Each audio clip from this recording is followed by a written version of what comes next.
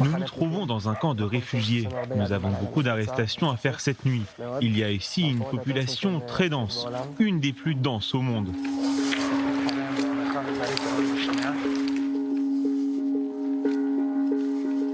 Il est 3 heures du matin et tu as 2 jeunes filles qui dorment à la maison tranquillement. Tu ne te poses jamais la question de savoir « Mais qu'est-ce que je fais là ?»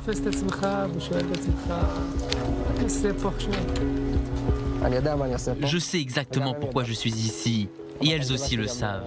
L'aînée en est fière. Et qu'est-ce qu'elle dit? Papa protège Israël, c'est ce qu'elle dit.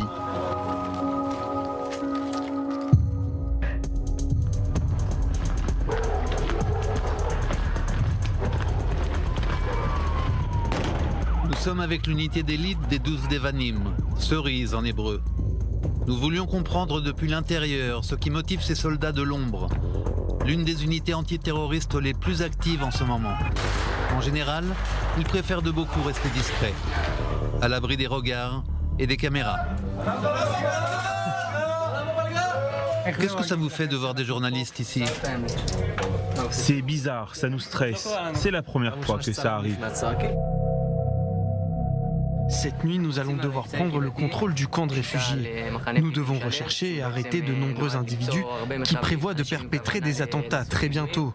On vient en fait les déranger et les empêcher d'agir. Comment vous vous préparez avant l'opération? Il y a des règles bien précises. Il faut aussi relâcher la pression et se reposer. Avant une action si dangereuse, vous pouvez dormir un peu? Non, c'est impossible. L'adrénaline monte, la peur aussi. Le mieux, c'est d'appeler la famille ou les copains. C'est ça qui calme.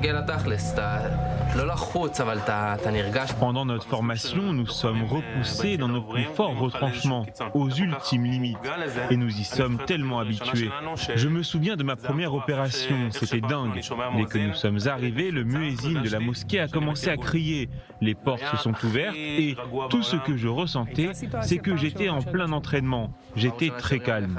Y a-t-il eu une fois où vous avez vraiment eu peur? La première fois qu'on te tire dessus, c'est pas très agréable. 3 balles m'ont frôlé la tête. J'ai eu quelques secondes de peur intense. Et c'est là que tu prends un coup au moral. D'ici 2 ou 3 heures, l'un d'entre vous peut être blessé ou même mourir. Vous pensez à ces choses-là? La peur apparaît après, mais pendant l'opération, tu es plein d'adrénaline. Tu es dans l'action et tu veux accomplir ta mission. C'est pas quelque chose auquel tu penses pendant l'action, sinon nous ne pourrions pas agir. J'ai demandé à rencontrer l'unité qui utilise des déguisements très étudiés pour infiltrer l'ennemi. J'ai essuyé un refus catégorique puisqu'ils sont le fer de lance de l'unité des Mitztaravim, partie de l'unité des Dovdevan.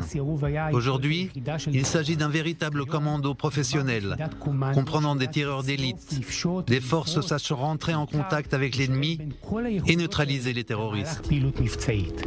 C'est une unité secrète, et pour celui qui est dans le secret, c'est plus contaminant que le corona. Nous savons patienter jusqu'au moment propice et arriver partout et n'importe quand.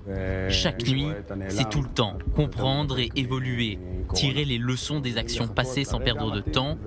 Hier, nous avons eu une opération, puis un débriefing, et cette nuit, nous en avons une autre.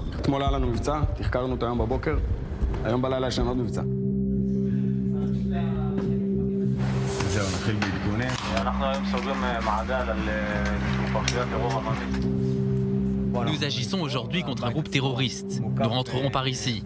La maison est entourée d'un mur, ce qui joue en notre faveur, pour empêcher leur fuite et pour le contrôle de la zone. Allez, bonne chance à tous.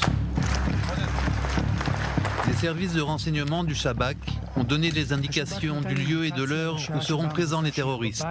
Et les soldats s'entraînent une dernière fois avant de sortir. Nous devons marcher 800 mètres jusqu'à la première maison. On n'entend rien. Il y a un silence total. On pourrait presque entendre les battements de mon cœur. Les gestes sont presque naturels, automatiques. Et les armes, brandies, ne cherchent que les armes ennemies. Quelle est ta plus grande crainte? Nous devons contrôler la route. Le danger d'une attaque à la voiture bélier est la plus à craindre.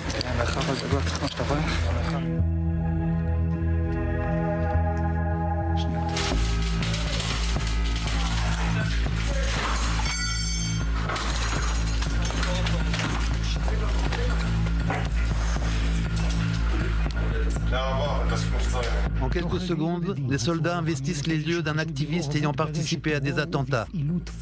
Et tout à coup, celui-ci appelle sa mère.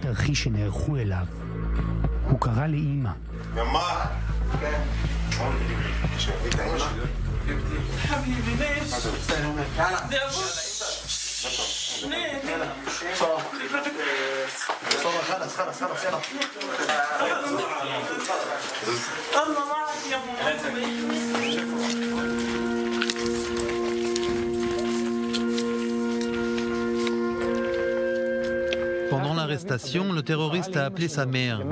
C'est quelque chose à laquelle on pense. Je me souviens plus du visage de mère et d'enfant que ceux des terroristes.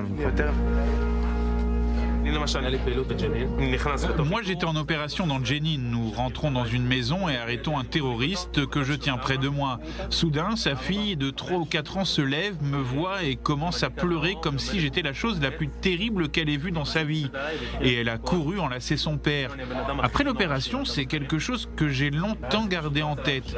D'un autre côté, lors de cette opération, nous avons saisi 13 armes de guerre, donc nous avons empêché 13 attaques terroristes potentielles. Et donc, lors d'une opération, les deux choses t'accompagnent. Reste humain, mais sois d'abord un professionnel.